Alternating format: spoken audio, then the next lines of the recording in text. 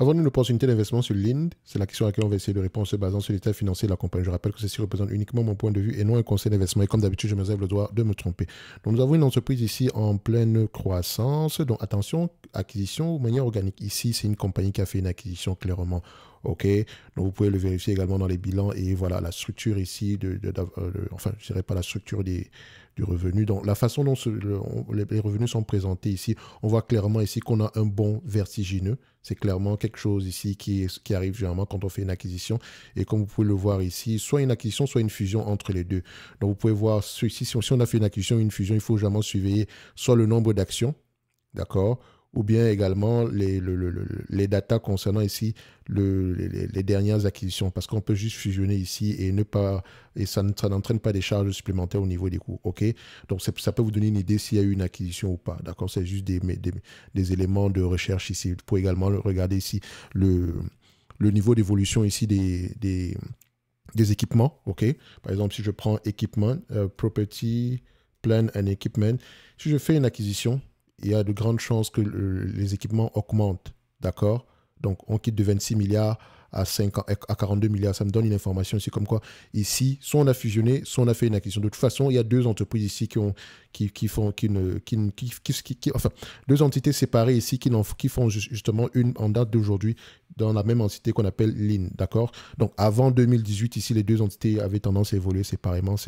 Donc, ici, on sait qu'on a eu une acquisition, d'accord? Et le plus important maintenant, c'est de savoir est-ce que les marges sont au moins restées stables, d'accord? Au-delà du fait de savoir qu'est-ce qu'on a racheté, etc. Ici, vous constatez que les marges de ce business-ci varient énormément. Et quand je dis varient énormément, c'est c'est juste un effet d'optique, hein, parce que si on dézoome un tout petit peu, on constate ici qu'on a plutôt une variation entre 40 et 42%. C'est pas énorme. OK? Mais c'est toujours bien de constater que on peut aller en dessous de 43% ici. Donc, ce n'est pas la première fois. Pourquoi est-ce qu'on a eu ça précédemment? C'est la question qu'on devrait se poser. Aujourd'hui, on est à 46%. Est-ce que ce 46%-là est durable? Dans tous les cas de figure, j'aime bien ce que je vois ici. Au moins, on a une stabilité des marges. OK? Ensuite, on regarde les marges EBITDA. Ces marges EBITDA, par contre, augmentent de plus en plus. Ici, on avait du 26%, malgré le fait que les marges brutes fluctuent. D'accord? Ici, on avait du 26%. Et depuis à peu près 2010, les marges ont graduellement augmenté pour atteindre les 36% en date d'aujourd'hui. J'aime souvent également regarder ces marges-là en médiane. Sur 10 ans, j'ai 32%. Sur 20 ans, j'ai 30%. Si je prends toute la période ici, j'ai 27%. Sur les 10 dernières années, j'ai 32%. Sur les 5 dernières années, j'ai 32%. Donc, on se maintient à peu près sur des marges de 32% ici. Donc, encore une fois, en termes d'EBITDA sur les derniers mois, ici, on a du 36%. Est-ce que c'est durable? D'accord? C'est ça qui nous intéresse. Est-ce que c'est durable? Donc, quand je lis les rapports financiers, si je veux savoir quel est l'objectif de marge du management, au-delà de savoir même pourquoi est-ce qu'on a eu ces marges en date d'aujourd'hui. Si c'est temporaire, le management va me le mentionner. Si c'est durable, ils vont également me mentionner que, voilà, on a ici des objectifs en termes de maintien des marges à un certain niveau. D'accord? So, on continue. Free cash flow et bénéfice net, est-ce que les deux parlent le même langage? Je les prends, je les mets sur le même graphique. On constate ici que sur les dernières années, les free cash flow représentent sont à peu près au même niveau que sont plus élevés que les net income. Après une longue période ici de différence entre les deux. Et ce qui serait bien également de regarder, généralement, c'est je les prends en yearly, juste pour vous montrer comment on peut le faire également pour vérifier quelle est la différence entre les deux sur une longue période de temps. Bon, je les mets ici, cumulés. Ça veut dire que sur les 20 dernières années, ce business a rapporté 38 milliards en free cash flow contre 41 milliards en bénéfice net. On a une différence ici de combien? Il y a 3 milliards qui manquent. OK?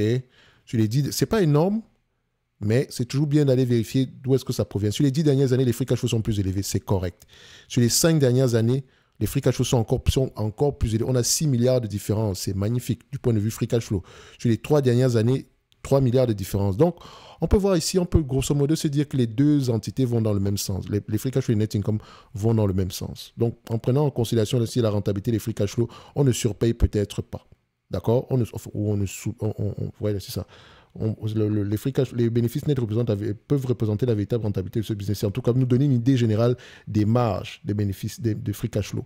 Ici, sur 10 dernières années, on a à peu près 13%.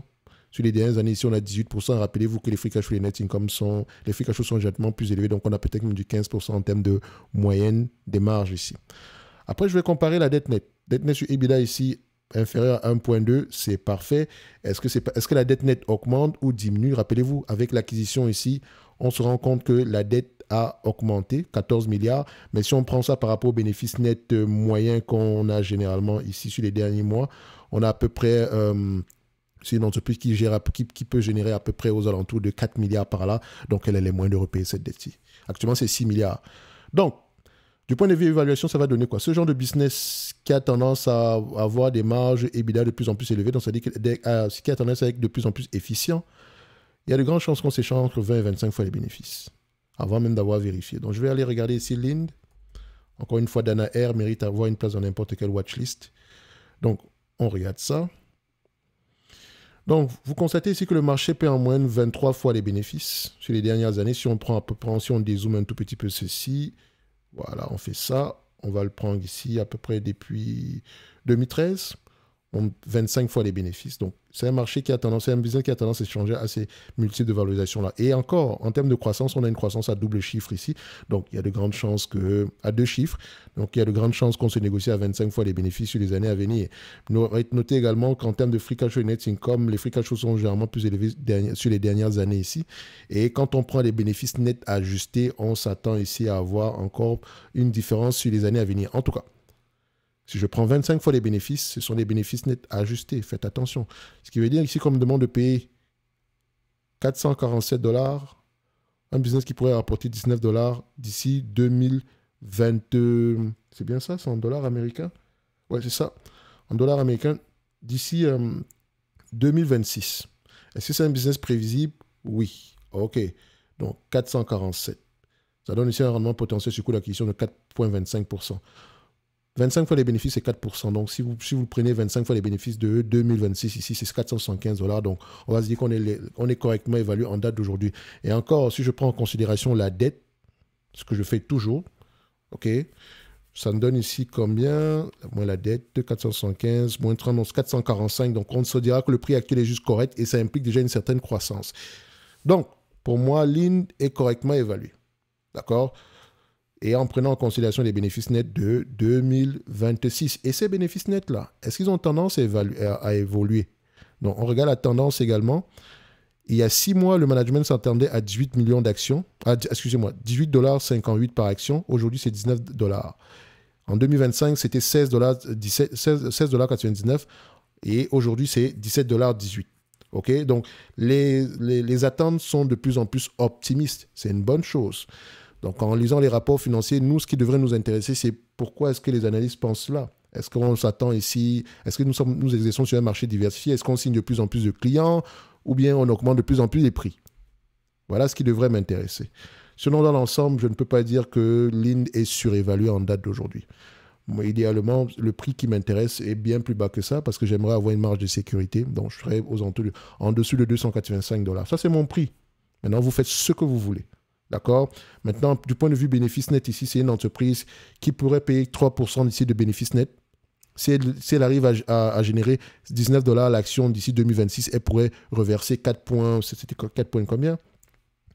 4,25 de bénéfice net, de dividendes. Si elle vous reverse la totalité des bénéfices nets en dividendes, bien sûr. Aujourd'hui, c'est 1,14. Donc, ce dividende-là, il y a de grandes chances qu'il continue à croître ici. Du point de vue performance, ici, sur les dernières années, disons les 5 dernières années, nous avons un dividende ici qui est en croissance, qui a une croissance moyenne à 2 chiffres. Il ne serait pas étonnant de voir cela, de voir la même chose continuer sur les 5 prochaines années. D'accord? De toutes les façons, le plafond de verre pour le moment par rapport aux bénéfices nets de 2026 est à peu près à 4%. Donc, si on veut également extrapoler, ce que je ne vous encourage pas à le faire, parce qu'il ne faut pas blaguer. La croissance passée n'est pas synonyme ici de... La croissance qu'on a eue dans le passé ne sera peut-être pas la même dans le futur. Faites attention.